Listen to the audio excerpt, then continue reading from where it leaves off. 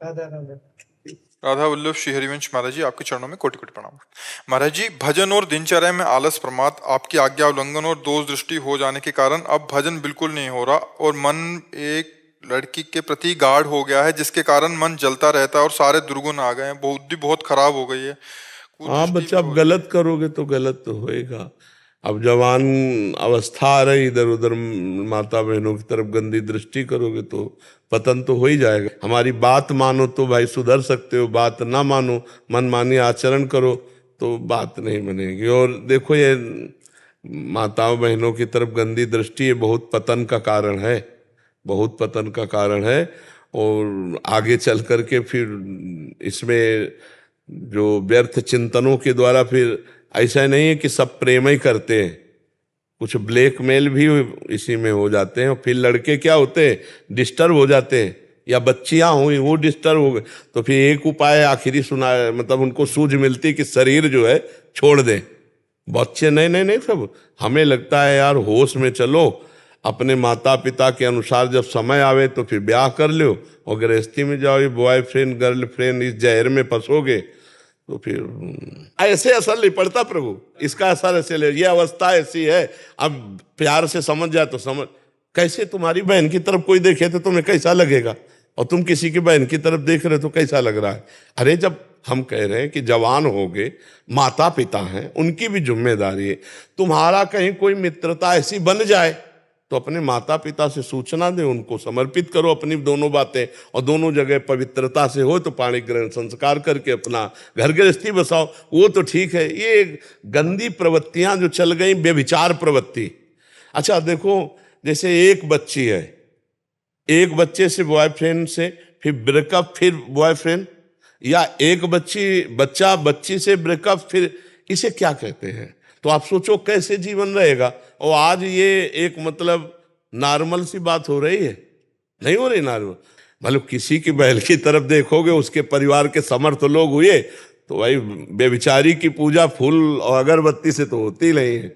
हाँ, फिर यही वो होते हैं जो जूता चप्पल डंडा थप्पड़ यही चलते हैं, तभी सुधरता है। तो हमें लगता है कि छोड़ दो, अच्छे बच्चे बनो, गंदी बात मत करो।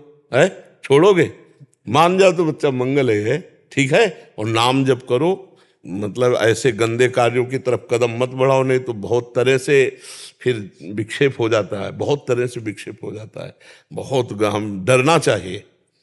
ये जो पुरानी परिपाटी बहुत अच्छी परिपाटी थी कि घर के बड़े बूढ़े सदस्य सब जाके वर देखे या कन्या देखे, और फिर शास्त्रीय पद्धति से मिला के फिर ब्याह होता था।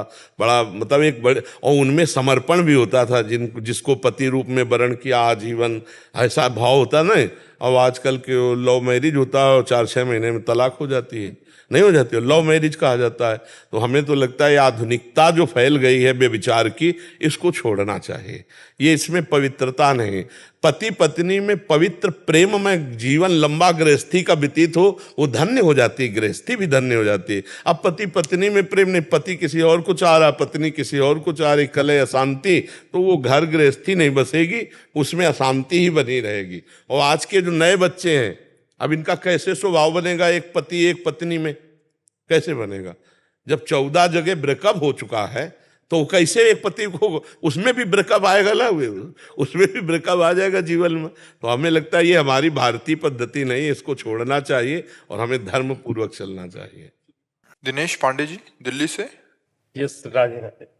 राधे राधे महाराज श्री। महाराज श्री, जब सारी दुनिया सोती है तब जोगी जागता है, जब सारी दुनिया जागती है तब जोगी सोता है। महाराज जी, इस बात का जिसमें सारी दुनिया सोती है उसमें योगी जागता है, और जिसमें योगी जागता है उसमें सारी दुनिया सोती। किसका प्रश्न है? हाल आप समझ रहे हो ना। जिसमें सारी दुनिया सोती है, किसमें सोती है? अध्यात्म में दुनिया सो रही है, अध्यात्म में जाग थोड़ी रही। जानिस तबे जीव जग जागा, जब सब विषय विलास विरागा।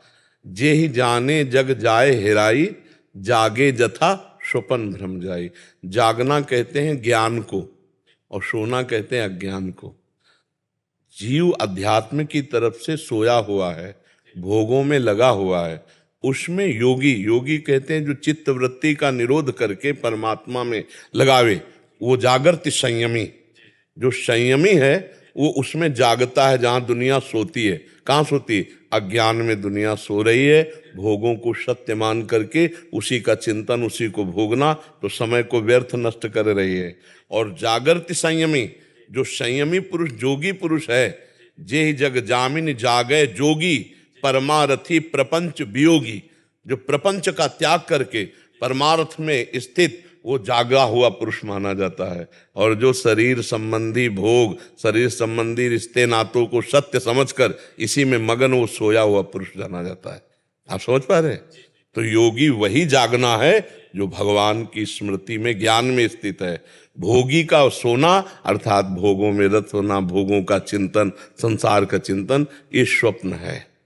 उमा कहूं मैं अनुभव अपना, सत हरि भजन जगत सब सपना। आप समझ पा रहे ना? ये जागना है, जो ब्रह्म स्वरूप में स्थित होना है। हाँ, ये जागना है। जे ही जाने जग जाए, हेराई जागे जथा स्वपन भ्रम जाए।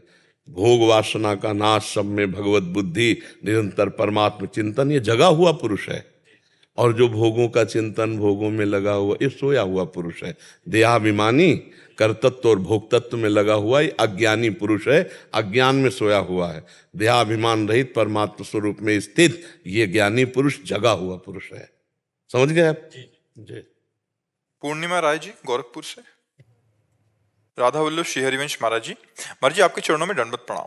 पूज्य महाराज जी, मेरा प्रश्न यह है कि पहले आपका सत्संग सुनकर भजन साधन बहुत उत्साह के साथ हो रहा था, पर परिस्थिति ऐसी बनी कि भजन साधन छूटने के साथ मन हर समय व्याकुल रहने लगा और जो भी थोड़े बहुत अनुभव होते थे वे बंद से हो गए। हमेशा देखो, हमने कई बार एकांतिक में और सत्संग में कहा है कि परमार्थ या धर्म या राष्ट्र, इसमें यदि आप आगे बढ़ रहे हो सेवा में, परमार्थ में, राष्ट्र सेवा, समाज सेवा, तो आपके सामने दो बातें आएंगी, एक प्रलोभन और एक भय।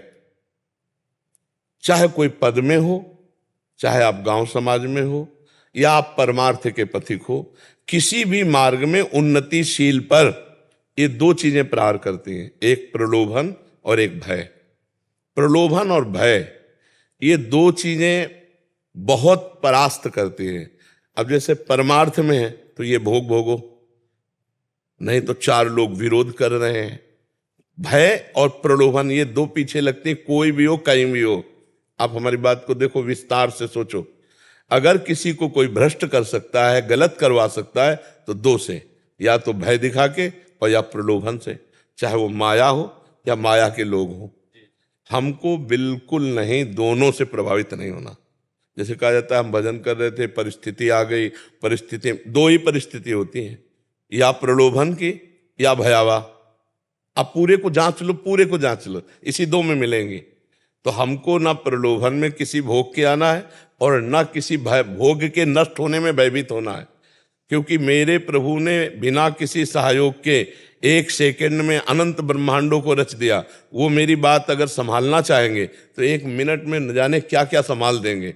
आज नष्ट हो रहा, नष्ट होने दो, हमें शोक नहीं करना, पर हम परमार्थ नहीं छोड़ेंगे। अच्छा, बोले घर का सदस्य मर गया तो इसका नाम मृत्यु लोक है, मरना है, ये जो जन्मा वो मरेगा। तो हमें दो चीजों पर पुष्ट रहना पड़ेगा, ना किसी प्रलोभन पे हम फिसलें और ना किसी भय पे हम रुके।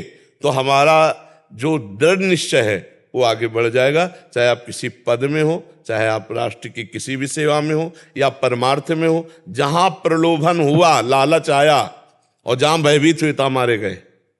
आप देख लेना, हमारे शब्द का प्रयोग देख लेना।